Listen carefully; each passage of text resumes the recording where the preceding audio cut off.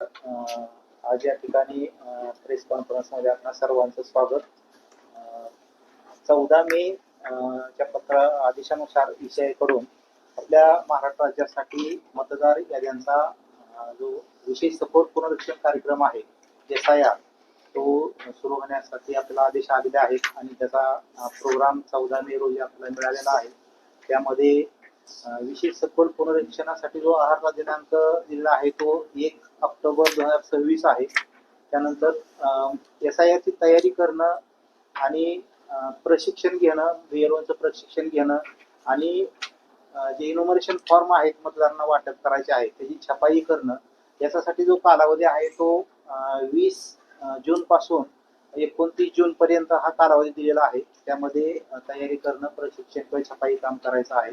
त्यानंतर मतदान केंद्रस्तरीय अधिकारी जे आहेत आपले BLO प्रत्येक मतदान केंद्रासाठी नियुक्त केलेले, त्यांनी घरोघरी भेटी देऊन हे इनोमरेशन फॉर्मचं वाटप करणं आणि मतदाराकडून ते फॉर्म भरून घेणं हे काम करायचं आहे. त्याचा कालावधी 30 जून ते 29 जुलै असा 1 महिन्याचा हा कालावधी आहे. त्यानंतर मतदान केंद्राचं सुसूत्रीकरण करायचं आहे. त्याचा जो कालावधी आहे तो 29 जुलै पर्यंत ते आपल्याला ते काम करायचं आहे. मतदान केंद्राचं सुसूत्रीकरण यामध्ये प्रत्येक मतदान केंद्राला 1200 जास्तीत जास्त 1200 मतदार जोडले जाणार आहेत. ज्या मतदान केंद्राला सध्या 1200 पेक्षा जास्त मतदार जोडले आहेत तर तेच मतदान केंद्रातले जे मतदार आहेत 1200च्या पुढचे ते ज्या भागात राहतात किंवा ज्यांना सुटेबल आहे त्या सलगच्या मतदान केंद्राला हे यादी मतदार जोडून आपल्याला मतदान केंद्र 1200 पर्यंत लिमिट ठेवायचं आहे मतदारांसंख्येचं. तर त्यासाठी जो प्रोग्राम आहे प्रोग्राममध्ये तारीख आहे ती 29 जुलै पर्यंतची आहे. त्यानंतर जे SIR दौऱ्यांमध्ये इनोमरेशन फॉर्म भरून येणार आहे आणि जे मॅपिंग ची माहिती जी आहे त्यात भरलेली जे बरोबर असेल तर त्याच्या आधारे प्रारूप मतदार यादी प्रसिद्ध होईल, तयार होईल आणि ती यादी प्रसिद्ध करायची आहे. ते 5 ऑगस्टला यादी प्रारूप ड्राफ्ट रोल प्रसिद्ध केला जाणार आहे 5 ऑगस्टला. आणि या दरम्यान या ड्राफ्ट रोल मध्ये ज्यांचं कोणाचं नाव नसेल किंवा काही चुका असतील किंवा त्याच्यावर काही ऑब्जेक्शन असेल तर दावे आणि हरकती दाखल करण्याचा जो कालावधी आहे तो 5 ऑगस्ट ते 4 सप्टेंबर असा कालावधी आहे 1 महिन्याचा. त्यामध्ये संबंधित मतदारांना त्यांच्या नावाबद्दल काय असेल, त्यांच्या शंका असतील तर यासाठी त्यांना दावे किंवा हरकती संबंधित मतदारसंघाचे मतदार नोंदणी अधिकारी यांच्याकडे हरकती नोंदवता येतील. आणि मग त्या आलेल्या हरकती त्या मतदारांची हरकतीवर सुनावणी घेणं त्याचा जो कालावधी आहे तो 5 ऑगस्ट ते 3 ऑक्टोबर हा कालावधी आहे. त्यामध्ये त्या प्राप्त झालेल्या ज्या दाव्या हरकती आहेत त्याची सुनावणी घेणं आणि या प्रत्येक सुनावणीच्या हरकतीवर सुनावणी घेऊन त्याचे जे त्याला संधी देऊन त्या मतदाराला त्याचे काही योग्य ते पुरावे घेऊन त्या सर्व हरकती निकालात काढणे म्हणजे त्याच्यावर निर्णय घेणे हा कालावधी 5 ऑगस्ट ते 3 ऑक्टोबर आहे. आणि मग यानंतर जे अंतिम मतदार यादी प्रसिद्ध करायची आहे तर त्याचा दिनांक आहे 7 ऑक्टोबर. फायनल जो रोल आपल्या मतदार यादी प्रसिद्ध होणार आहे त्या प्रोग्राम आहे. आणि ऍक्च्युअली हा प्रोग्राम 30 जून पासून सुरू होत आहे. या दरम्यान आपल्याला हे काम करायचे आहेत. आता सध्या याची पूर्वतयारी म्हणून आपण जेवढे आपले मतदार आहेत आपल्या प्रत्येक मतदारसंघामध्ये तर त्या प्रत्येक मतदाराला इनोमरेशन फॉर्म देण्यासाठी त्याचं छपाईचं काम चालू आहे. आज रोजी आपलं सकाळी 11 वाजेपर्यंत आम्ही माहिती घेतली तर आमचं 65% छपाईचं काम पूर्ण झालेलं आहे. 26 तारखेपर्यंत आमचं हे छपाईचं काम पूर्ण होईल आणि मग हे सगळे इनोमरेशन फॉर्म आहेत ते आम्ही संबंधित मतदारसंघाच्या BLO मार्फत संबंधित मतदारांना देण्यासाठी म्हणजे 29 तारखेपर्यंत 29 तारखेला आम्ही संबंधित BLO ला देणार आहोत आणि मग 30 तारखेपासून BLO या फॉर्मचं मतदारसंघामध्ये त्या यादी भागामध्ये वाटप करणार आहे. काय असणार आहे त्यांचं मॅपिंग झालंय किती फॉर्म किती लोकांची नावं झाली आहेत आणि प्रोसिजर काय प्रोसिजर काय त्याच्याबद्दल क्लॅरिटी नाही. आणि मग म्हणजे बोगस मतदार मध्ये जे आहे त्याच्यावर आपण काय पद्धतीने उपाय करणार की परराज्यातील परक्षेत्रातील किंवा एकाच ठिकाणी एज्युकेशन नाव असणार इतर विधानसभा क्षेत्र ही नावं वगैरे ठिकाणी त्याचा आता या SIR दरम्यान आज 17 तारखेला 17 जूनला रात्री संध्याकाळी मतदार यादी फ्रीज झालेली आहे ECI कडून. आज रोजी मतदार यादीमध्ये जे मतदार आहेत, जेवढे मतदार आहेत, त्या प्रत्येक मतदाराला हा इन्युमरेशन फॉर्म BLO मार्फत पोहोचवला जाणार आहे आणि त्याच्याकडून तो फॉर्म भरून घेतला जाणार आहे. आता आपण म्हणल्याप्रमाणे जे मतदार दुबार आहेत किंवा बोगस मतदार म्हणले म्हणजे डुप्लिकेट आहेत किंवा काही मयत मतदार आहेत त्यांची नावं आहेत, तर आता आपल्याकडे फॉर्म भरून घेताना हा प्रत्येक मतदाराकडून घ्यायचा आहे. पण जे मतदार मयत आहेत किंवा दुबार आहेत त्यांचे ते फॉर्म भरून येणार नाहीत आणि त्याच्यामुळं जे फॉर्म भरून येणार आहेत आणि जे त्यातली माहिती बरोबर आहे त्याची खात्री करून शहानिशा करून त्याच त्याची डाटा एंट्री होणार आहे आणि तीच नावं मतदार यादीमध्ये असणार आहेत. त्याच्यामुळे जे दुबार आपण म्हणले किंवा मयत मतदाराची नावं ते ऑटोमॅटिकली आता नवीन जो आपला प्रारूप रोल तयार होईल, ड्राफ्ट रोल, त्यामध्ये ती नावं येणार नाही. थोडा ऍड करते याच्यामध्ये. ही जी प्रक्रिया आहे, जेव्हा आपण एन्युमरेशन फॉर्म मतदाराला देतोय आणि भरून घेतोय, तर त्यावेळेसच आपण ऍडिशनल एक बोच त्या मतदाराला देणार आहोत. म्हणजे आपल्याकडे एन्युमरेशन फॉर्मच्या 2 कॉपी आहे जे BLO कडे आहे. ते जे मॅपिंग करतायत किंवा अनमॅप्ड आहे, तो आज रोजी 3 प्रकार होऊ शकतात. एक आहे की आपला जो BLO आहे त्या ठिकाणी गेला, त्याला तो मतदार सापडला, आणि एक आहे सापडला नाही. तर जो सापडला नाही ते एन्युमरेशन फॉर्म जो आहे तो आपण डिस्ट्रीब्यूट नाही करू शकलो, तर ते आपल्याकडेच राहणार. आता हे जे आपल्याकडे राहिलेले फॉर्म आहेत ते ASDD लिस्ट जो आम्ही म्हणतो की ऍबसेंट आहे, शिफ्टेड आहे, डेथ आहे, हे या कॅटेगरीमध्ये पुन्हा ते डिव्हिजन करतील आणि त्यांचं जसं मी मगाशी सांगितलं की ऍबसेंट आहे तर त्या ऍड्रेसवर जाऊन पंचनामा करून मग त्यांचं डिलिशनचा जो प्रोसेस आहे नोटीस देऊन ते प्रोसेस करतील. ते सिमिलरली परमनंटली शिफ्टेड डेथच्या बाबतीमध्ये पण योग्य ते डॉक्युमेंट सापडले तर डॉक्युमेंट घेऊन, आणि जिथे डॉक्युमेंट नाही भेटत आहे तर तिकडे आपण ते प्रॉपर पंचनामा आणि एक प्रोसिजर डिफाईन्ड आहे आपल्या ऍक्ट मध्ये, त्याप्रमाणे आपण ते करतो. जे मतदार सापडले त्यामध्ये 2 भाग होऊ शकतात की आपण त्यांच्याकडनं जे डॉक्युमेंट्स आहेत मॅपिंगचे त्याची मागणी केल्यानंतर ते डॉक्युमेंट्स देतात, आपण त्याची माहिती भरतो आणि ते माहिती भरल्यानंतर एकतर ते मॅप्ड राहतील किंवा अनमॅप्ड राहतील. मॅप्ड असले की अनमॅप्ड असले त्या दोघांना त्यांचा एन्युमरेशन फॉर्म आपण भरून घेणार आहोत आणि त्याची एक कॉपी पोच म्हणून त्यांना देणार आहोत. आता मात्र याच्या नंतरची जी प्रोसेस आहे, जे अनमॅप्ड राहिलेले आहेत त्याला आम्हाला पुढची जी कालावधी आहे 5 ऑगस्ट नंतर त्यांना नोटीस द्यावी लागणार आहे, जेणेकरून या केसेसमध्ये योग्य तो पुरावा ते प्रोड्यूस करू शकतात मॅपिंगच्या अनुषंगाने, आणि मग आमचा जो ERO आहे तो डिसिजन घेऊ शकतो. जे मॅप झालेले आहेत त्यांचं नाव यादीमध्ये आलेलं आहे. अनटिल अँड अनलेस त्याच्यावरती काही ऑब्जेक्शन आला तोपर्यंत आपण त्याला गृहीत धरणार आहोत. जे मॅप्ड आहे त्यामध्ये एक जो प्रॉब्लेम येतोय जो समोरची स्लाइड मध्ये आपल्याला दिसतो अनॉमली, तर आता हे आमची जी मॅपिंग झाली आहे त्यामध्ये सॉफ्टवेअरने काही चुका दाखवलेली आहे. त्या चुका कशा आहेत की माझ्या नावाची स्पेलिंग मध्ये फरक आहे, माझ्या नाव आहे इंदू जाखड पण तो नाव जाखड इंदू असा आलाय, किंवा जाखडची स्पेलिंग चुकते. तर अशा काही काही वेगवेगळ्या स्वरूपाच्या त्याच्यामध्ये चुका आहेत. माझ्या वयामध्ये फरक आहे. सो अशा चुका आहेत, त्यांचं एक कॅटेगरायझेशन आम्हाला CO कार्यालयामार्फत भेटलाय. मग त्या कॅटेगरायझेशनच्या अनुषंगाने आपल्याला त्यांची सुद्धा नोटीस देऊन हिअरिंग घ्यावी लागणार आहे आणि त्याच्यावरती डिसिजन देऊन ती एक फायनल यादी जी आहे ती प्रसिद्ध करावी लागणार आहे. तर म्हणजे एकंदरीत त्या सर्व प्रक्रियेमध्ये जो मतदार त्या ठिकाणी उपस्थित राहतो त्याला सगळी माहिती आपल्या BLO मार्फत दिली जाणार आहे आणि त्यांच्याकडे सुद्धा एक डॉक्युमेंट दिला जाणार आहे जो आपण माहिती भरणार आहोत त्याचा. काही लोकांचे नाव इथे ऍड्रेस सेम आहे आणि काही लोकांचे नाव ते दुसऱ्या ठिकाणी आणि तसंच आहे. ह्या केसमध्ये कसा काय? केसमध्ये आपला BLO त्या ठिकाणी जाणार जिथे त्यांचं आज रोजी इलेक्टर म्हणून नाव दर्शवलेलं आहे.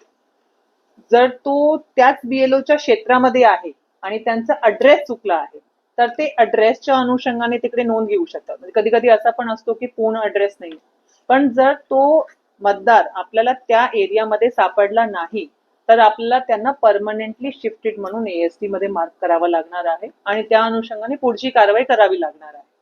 आता जर यांना या यादीमध्ये त्यांचं नाव नाही आला तर जिथे ते ऑर्डिनरी रेसिडेंट आहे तिकडे त्यांचं नाव पाहिजे, तर त्यांना परत नोंद तशी करावी लागणार आहे. हे सगळं आपला म्हणजे SIR चा प्रोसेस संपल्यानंतर नवीन नाव टाकावं लागेल. 8 हो. नंबर फॉर्म भरू शकतात ते नंतर आणि ते नाव आपल्याला शिफ्ट करता येईल. पण नंतर म्हणजे सध्याच्या घडीला ते एएसटी म्हणून येतील तर त्यांचं नाव डिलीट होईल आता सध्या यादीमध्ये. आणि नंतर त्यामुळे त्यांना नव्याने ते प्रोसेस 6 नंबर करून भरावा लागेल. 6 भरून मग ती प्रोसेस करावी लागणार आहे.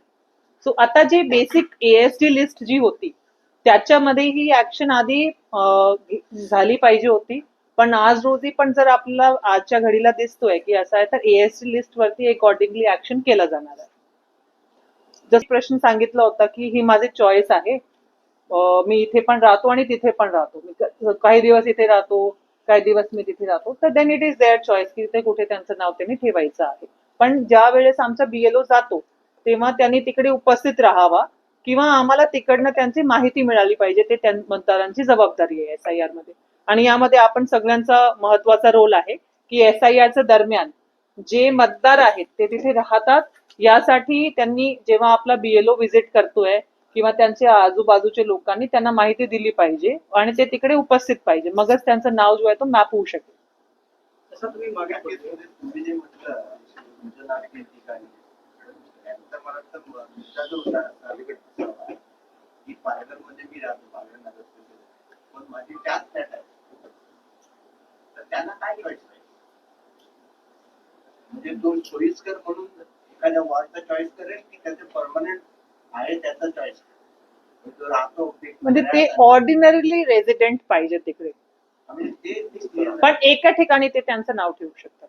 माझ्या हा म्हणजे बरोबर आहे, पण तो त्याच्या सोयीने नाही करू शकत, तो ऑर्डिनरी रेसिडेंट आहे असा करू शकतो. हा, पण ते 4 ठिकाणी जर फ्लॅट असतील किंवा 10 ठिकाणी फ्लॅट असतील, पण जे जिथे राहत असतील आणि जिथे त्यांच्याकडे पुरावा आहे की ते राहत आहेत, मग तिकडे त्यांची चॉईस आहे, ते ठेवू शकतात. तिथे मला वाटतं बीएलओ किंवा याचा Until and unless someone is permanently shifted आणि देअर इज रेकॉर्ड, आपण असा गृहीत धरतो की मतदार जो बोलतोय तो खरा आहे. आपण प्रश्न बीएलओ विजिट करतो अजूनपर्यंत समोर होता की बीएलओ मतदार माहिती आपण इस्तिफा असतील किंवा अनेक BLO has never visited us. In this case 100% BLO will. प्रेझेंटेशनसाठी आपण काय करू? आपल्याकडे बीएलओ सुपरवायझर्स आपण नेमलेले आहेत बीएलओच्या वरती आणि त्यांचं मार्फत पण आपला व्हेरिफिकेशन होणार आहे. आणि जे एन्युमरेशन फॉर्म आहे ना ते 100% त्यांनी घरोघरी भेटी घेऊन मग ते कलेक्ट करायचं आहे. आणि जे अनकलेक्टेबल राहतील त्यामध्ये बीएलओची जबाबदारी जास्ती वाढते, मग की त्यांना नोटीस सर्व करायची आहे, नोटीस नंतरची प्रक्रिया करायची आहे. सो राईट नाव 100% बीएलओ त्या एरियामध्ये व्हिजिट करतील आणि त्यामध्ये पण आपण बीएलएन जे अपॉइंट करतोय पॉलिटिकल पार्टीजच्या त्यांच्या मार्फत सुद्धा जर कुठे बीएलओ व्यवस्थित काम करत नाहीये तर आपल्याला त्याचे डिटेल्स भेटेल. त्याच्या वेळेला आपण जो फर्स्ट त्यावेळेला बीएलओ करताना संपर्क साधण्याचा सो ऍक्च्युली ही प्री मॅपिंग एक्सरसाइज आहे. इनफॅक्ट पालघरमध्ये जवळपास आपला 85% जो आहे मॅपिंग झालेला आहे. सो असं नाहीये की तिकडे काम नाही झालं. बोईसर माहिती आम्हाला मतदार म्हणून मिळाली नाही. ओके, आम्ही ते देतो आपल्याला. ही कशी आहे ना, ही प्री एसआयआर एक्सरसाइज होती है ना. मॅडम याच्यात मी सांगतो,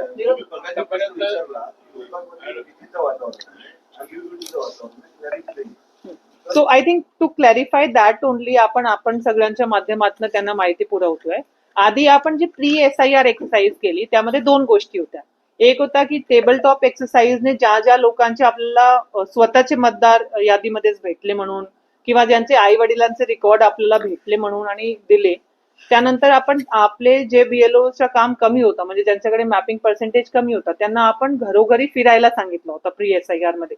तसं तो मॅन्डेटरी नव्हता तेव्हा, पण आपण तरी त्यांना एक प्री एसआयआर एक्सरसाइज म्हणून करायला सांगितलं होतं. आणि बरेचसे बीएलओने चांगलं काम पण केलंय. म्हणजे जसं आपल्या ब्लड फोटो वगैरे होते तर त्याचं प्रमाण 15,000 होतं, आज रोजी तो 3-4 हजारावरती आहे. तर यामध्ये आपले बीएलओने चांगलं काम केलेलं आहे. आपली जी परफॉर्मन्स आहे जर आपण तिथे पाहिला, आपली परफॉर्मन्स कमी बोईसर, नालासोपारा, वसई या 3 मतदारसंघांमध्ये थोडी कमी आहे मॅपिंगची पर्सेंटेज. त्याचं मूळ कारण असं पण आहे की तिकडे थोडं अर्बन भाग जास्ती आहे. ग्रामीण भागामध्ये कसं एकमेकांची माहिती आपल्याला मिळते, अर्बन भागांमध्ये लोक थोडंसं अनॉनिमस असतात, सगळ्यांकडे सगळ्यांची माहिती नसते. तर ही एक्सरसाइज आत्ताच्या घरोघरी भेटीमध्ये आम्हाला जास्ती प्रमाणात करायची आहे. ही एक बेस एक्सरसाइज झालेली आहे. या बेस एक्सरसाइज मध्ये सुद्धा जर काही फ्लॉज असतील तर आपण कृपा करून आम्हाला सांगू शकतात किंवा आपल्या माध्यमातून लोकांपर्यंत ही मेसेज जाऊ शकतो की ते आम्हाला सांगू शकतात. आणि नेक्स्ट म्हणजे 30 तारखेपासनं 1 महिन्याचा जो कालावधी आहे ज्यामध्ये घरोघरी भेटी द्यायची आहेत. इनफॅक्ट आम्ही BLOs अशा सूचना दिलेल्या आहेत की पहिले 10 ते 15 दिवसांमध्येच एक फेरी घरोघरी भेटीची तुम्ही 100% कम्प्लीट करा. म्हणजे काय होईल की काही घरं असे भेटले जिथे आपल्याला कन्सर्न जे रहिवासी आहे मतदार आहे ते सापडले नाही, तर ते सेकंड फेरीमध्ये पूर्व सूचना देऊन असे काही सत्र आयोजित करून आपण तिकडे जाऊ शकतो. सो त्यामुळे हे एक एक्सरसाइज आपण हाती घेतोय टू एन्शुअर की 100% house to house visit BLO ची त्या ठिकाणी होणार. आता याचे बरेचसे BLO शिक्षक शिक्षिका आहेत. त्यांना ते दिवसा जाणं शक्य होतं पण संध्याकाळी शक्य होतं. त्याच वेळेला शाळेच्या अनेक उपक्रम सुरू असतात, परीक्षा असतात, तर आणखी त्यांचं बाकी जबाबदार असतं. हे एज्युकेशन डिपार्टमेंटची ह्या लोकांना BLO आम्ही ऑल कन्सर्न्ड HODs ना आज पत्र काढतोय की जे SIR मधले कर्मचारी आहेत त्यांना प्रामुख्याने इलेक्शनच्या कामासाठी त्यांनी फ्री ठेवायचं आहे. त्यांचं जो कर्तव्य आहे तो HODs त्यांच्याशी बोलून ऍडजस्ट करतील, पण SIRचा जो काम आहे आज रोजी त्याला प्राधान्य देण्याची गरज आहे. आणि कुठल्याही HOD कडनं जर समजा याचं अनुपालन नाही झालं तर आम्ही योग्य ती कारवाई करणार आहोत. पण हे स्पेसिफिक आणि स्ट्रिक्ट इन्स्ट्रक्शन्स आम्हाला ECI कडनं आहे आणि आम्ही कन्सर्न सगळे जे विभाग प्रमुख आहेत त्यांना ते दिलेले आहेत. मॅडम, आता तुम्ही 2000 पासून 2000च्या आधीमध्ये ज्यांचं नाव असेल 2002 मध्ये ज्यांचं नाव असेल त्यांना तुम्ही घेणार आहे. मला असा एक प्रश्न असा आहे की आता जे बांगलादेशी रोहिंग्या आहे ते 2002च्या अगोदर आले, तिथे स्थायी झाले, त्यांचे काही डॉक्युमेंट, काही लीडर लोक, काही दलाल लोक, त्यांचे डॉक्युमेंट वगैरे करून दिले. अशा लोकांना तुम्ही कसं आयडेंटिफाय करणार आहे? असे जर काही आपल्याकडे स्पेसिफिक कंप्लेंट असतील स्थानिक संघटना संस्थांनी इथे 15 वर्ष राहून त्यांच्याजवळ बँकेचं फॉर्म करणं, त्यांच्याजवळ अशा प्रकारची मानव डॉक्युमेंट छोट्या शहरात पुरुषांना बनावट आपलं नाव छोट्या शहरात अशा डॉक्युमेंट सांगणारा विचार झाला. या केसेस मध्ये पण आम्ही EROs ना स्पेसिफिक काळजी घेण्यासाठी सांगितलंय आणि आता ECI जे गाईडलाईन्स दिलेली आहे त्यामध्ये जे 12 डॉक्युमेंट्स आहे आणि ज्या स्पेसिफिक पर्पज साठी ते डॉक्युमेंट आपण वापरू शकतो त्या अनुषंगानेच आमचे BLO जे आहे ते एक्सेप्ट करणार आहेत. पाहिजे तर त्या 12 डॉक्युमेंटची यादी पण आम्ही आपल्याला देतो आणि आपल्या मार्फत पण सगळ्यांमध्ये ही मेसेज जावं. ज्या ठिकाणी खोटा डॉक्युमेंटच्या बाबतीमध्ये तक्रारी आहे तिकडे पर्टिक्युलरली ERO आणि ERO ना आम्ही लक्ष देण्यास सांगितलंय आणि योग्य ती कारवाई त्या केसेस मध्ये आपल्याकडनं करण्यात येणार आहे. मॅडम, रोहिंग्या आणि बांगलादेशीची अशी परिस्थिती आहे की भरपूर ते बांगलादेशी आहे आणि ते बांगलादेश ते कलकत्ता वगैरेमध्ये त्यांनी फर्जी तिथे डॉक्युमेंट करून तिथे दाखवला की मी भारताचा आहे आणि हे केलं. मग तिकडचे कलकत्ता आणि ह्याचे आहे बांगलादेशी डॉक्युमेंट तिकडचे ते व्हेरीफाय कसं काय करणार ते? आता ऑलरेडी म्हणजे ज्या प्रदेशाचं नाव आपण सांगता आहे तिकडे पण SIR ची प्रोसेस ऑलरेडी झालेली आहे. तिकडची त्या डेटची जी यादी आहे ती आपण व्हेरीफाय करणार आहोत आणि त्या यादीच्या अनुषंगानेच आपली पुढील कारवाई इथे होणार आहे. आपला SIRचा उद्देश आहे की no non citizen should be included आणि no citizen should be left behind. या तत्वाच्या अनुषंगाने आमचे BLO, ERO आणि सर्व जे इलेक्शनची यंत्रणा आहे ती काम करते. पण त्या माध्यमाद्वारे हे होणं बरोबर आहे. पण त्या व्यतिरिक्त ती संवादाची सिंधुदुर्गाची काही आपण काही किंवा काही करता बरोबर. गाव पातळीवर असेल तर पाडा सभा असेल किंवा ग्रामसभा किंवा नगरपंचायत असं काही जास्त क्लोज संवाद साधणारी यंत्रणा आपण काही करता येईल. बरोबर आहे. सो आमच्या आज आता एन्युमरेशन फॉर्मची प्रिंटिंग ऑलमोस्ट जसं साहेबांनी सांगितली तसं संपत आली आहे. मंडेला या सगळ्या लोकांनी आपला नियोजन करायचं आहे आणि ते कसे कसे भेट देणार आहे त्याचा एक प्रोग्राम करायचा आहे आणि ते कन्सर्न स्थानिक स्वराज्य संस्था यांच्याशी शेअर करायचं आहे आणि त्यांच्या माध्यमातून ते ज्या एरियामध्ये जाणार आहे तिकडे त्या स्थानिक स्वराज्य संस्थाकडनं त्यांना 2 असिस्टंट पण दिले जाणार आहे. फॉर एक्झाम्पल दवंडी आहे, जसं ग्रामीण भागांमध्ये आपण दवंडी आहे, आपले पोलीस पाटील आहे, यांची मदत घेऊन लोकांपर्यंत माहिती पोहोचवण्याचा प्रयत्न करतोय. एक सेकंड जो प्रामुख्याने अर्बन एरियामध्ये आम्हाला कामाला येणार आहे की आपले जे DDR कॉपरेटिव्ह सोसायटी असतात आपण त्यांच्या माध्यमातून त्या रेसिडेंट सोसायटीचे जे सेक्रेटरीज आहेत त्यांना मेसेज देणार आहोत की त्या दिवशी लोक उपस्थित राहतील आणि जिथे जिथे गरज पडेल तिकडे पर्सनली आमचे EROs पण स्वतः जाऊन तिकडे संपर्क साधणार आहेत त्यांच्याशी. सो हे एक आम्ही ऑफिशियल मेकॅनिझम केलेलं आहे. अर्बन एरियामध्ये टॅक्स डिपार्टमेंटकडे मेजरली सर्व सोसायटीज आणि लोकांची माहिती असते, कारण ते टॅक्स गोळा करण्याच्या वेळेस त्यांनी जातात. तर त्यांचा एक स्पेशल सहाय्य आपण घेण्यासाठी त्यांना सांगितलंय. याशिवाय आपल्या न्यूजपेपर असला, आपला टेलिव्हिजन मीडिया असला आणि सोशल मीडिया या सर्वांच्या माध्यमातून आम्ही वेगवेगळ्या पद्धतीने माहिती लोकांपर्यंत पोहोचवण्याचा प्रयत्न करणार आहोत. कुठल्याही प्रशासकीय यंत्रणेवरती अशा पद्धतीचा दबाव येणार नाही आणि जरी आला तर ते एक्सेप्ट करणार नाही. इलेक्शनमध्ये आपण ECIच्या डायरेक्शन्स प्रमाणे काम करतो आणि जे निर्देश आपल्याला इलेक्शन कमिशन ऑफ इंडिया कडनं आलेले आहेत, सर्व यंत्रणा त्यांचंच पालन करून काम करणार आहे. इतर कुठल्याही बलाच्या बली ते पडणार नाही. त्यामध्ये उत्तर बरेच कम्युनिकेट करायची काही यंत्रणा. ऍक्च्युली BLO आपला मेजर एक माध्यम आहे. याशिवाय जे मी कॉल माय BLO म्हणून हे जे उपक्रम सांगितलाय ना, जो ECI कडनं करण्यात आलेला आहे, पाहिजे तर ते एकदा दाखवता येईल का त्याचा एक कॉल माय BLO कोणाचा घेऊन जरा, है ना? नहीं, म्हणजे एखादा जो BLO को कॉल कर सकता आणि BLO वरती मॅन्डेटरी आहे की त्यांनी ते कॉल बॅक करायचं आहे आणि त्यांच्याकडचं कंप्लायन्स करून मग ते अपडेट करायचं आहे. It's a very good confidence building measure between, आणि याच्यामध्ये दोघांचं सिक्रेसी पण राहतो. आपण जी यादी प्रसिद्ध करणार आहोत, तो आपले जे सर्व नागरिक आहेत त्यांनी ती जी आपण ड्राफ्ट यादी प्रसिद्ध करणार आहोत ना, त्याच्यावरती लक्ष ठेवणं फार गरजेचं आहे. म्हणून आज जो आपण माहिती, त्या केसेसमध्ये आपण ग्रामपंचायतची मदत घेणार आहोत. मग ग्रामपंचायत मार्फत ती माहिती सगळ्यांकडे जाणार. ग्रामपंचायत एक बघा, एक आहे की डिजिटल स्वरूपात आपण करतो, आपली ऍप आहे. याशिवाय जे ग्रामीण स्थानिक पातळीवरती आहे ते आपण जे पाडे आहेत त्यामध्ये जसं मगाशी सांगितलं, आपण एक समन्वयक किंवा व्हॉलेंटियर असा यांना सोबत देणार आहोत, असिस्टंट म्हणून BLOs ना.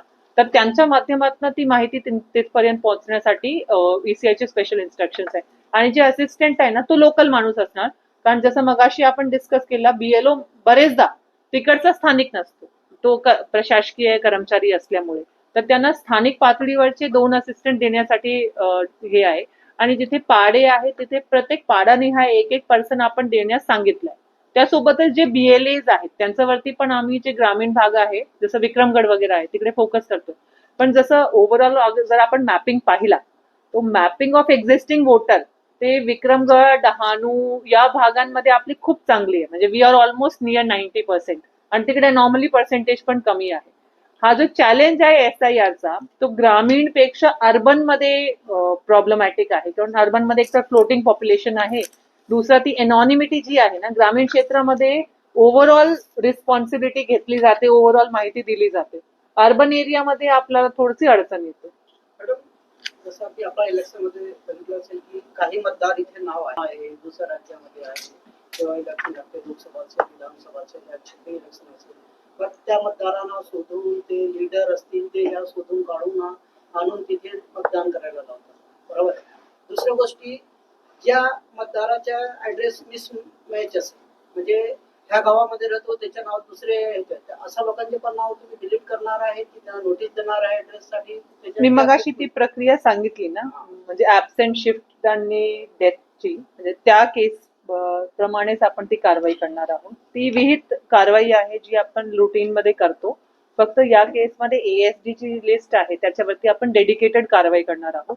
आणि यामध्ये इनफॅक्ट अवेअर सिटीजन्सची आपल्याला आवश्यकता आहे, आपण सगळ्यांची आवश्यकता, आणि BLAs कडचे इनपुटचे आपण मगाशी डिस्कस केले त्यांची आवश्यकता आहे, जेणेकरून ही आयडेंटिफिकेशन व्यवस्थितरित्या करता येते. जर कोणी परमनंटली शिफ्टेड आहे तरी त्यांचं नाव यादीमध्ये आहे, त्यासाठी एक विहित प्रोसिजर आहे. आणि ती प्रोसिजरच्या अनुषंगाने BLO जो आहे तो परमनंटली शिफ्टेड म्हणून त्यांचं नाव डिलीट करू शकतो. याच्या नंतर त्यांचं नाव ड्राफ्ट रोल मध्ये येणार नाही, तेव्हा ते दावा हरकती घेऊ शकतो. संख्या काय आहे? सॉरी, BLA ची संख्या काय आहे? BLA ते आम्ही आपल्याला डिटेल शीट पण देतो.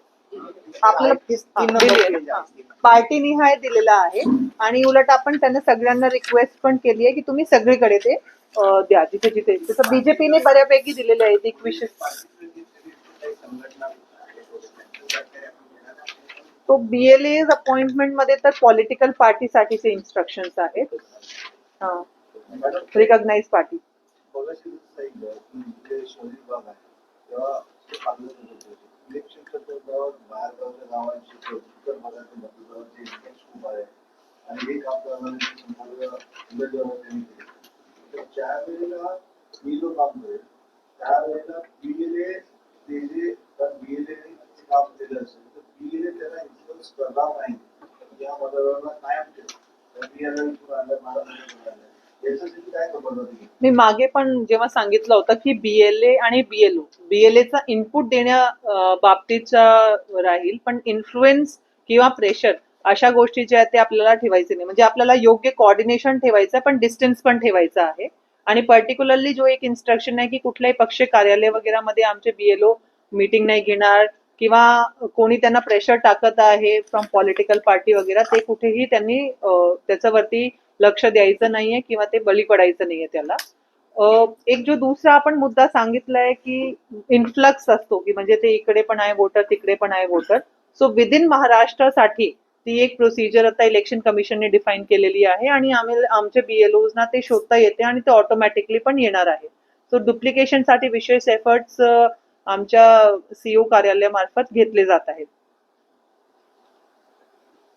तरी आपण ज्या ज्या ठिकाणी आपलं काम कमी होतं तिकडे बीएलओजना आपण मोटिवेट करून घरोघरी भेटी पण देण्यास सांगितलं होतं आणि त्यांनी केले पण आहे तसे मे बी 100% काही ठिकाणी नसेल झाला पण बऱ्यापैकी आपल्या लोकांनी घरोघरी भेटी दिलेत म्हणून आपलं पर्सेंटेज एवढं वाढलंय पालघरमध्ये भरपूर ठिकाणी झालंच नाही कोणी आता पण आता 100% होणार नाही काही ठीक आहे पण आता घरोघरी भेटी ते 100% देणार का आता एन्युमरेशन फॉर्म आपला सही करून घ्यायचा ओके मतदारांचा आणि त्यांना एक कॉपी द्यायची आम्ही बऱ्यापैकी केली आहे ती आकडेवारी मी आपल्याला देते उलट वसई विरार मध्ये 4-5 लोकांना परमनंटली कमी करण्यात आलं होतं आणि इथे पण बरेचसे लोकांना नोटिसेस दिलेले आहेत तर आता जे चेंजेस वगैरे करायचे होते ते झाले आणि कुठेतरी I don't know for both the reason आम्ही काही बीएलओज ना इनफॅक्ट सर्टिफिकेट ऑफ अप्रिसिएशन पण दिले होते 1 मेला काही लोकांवर कारवाई पण केली होती प्रेस नोट पालघर नगर परिषदेने पण काहीतरी कारवाई केली सगळीकडे आपण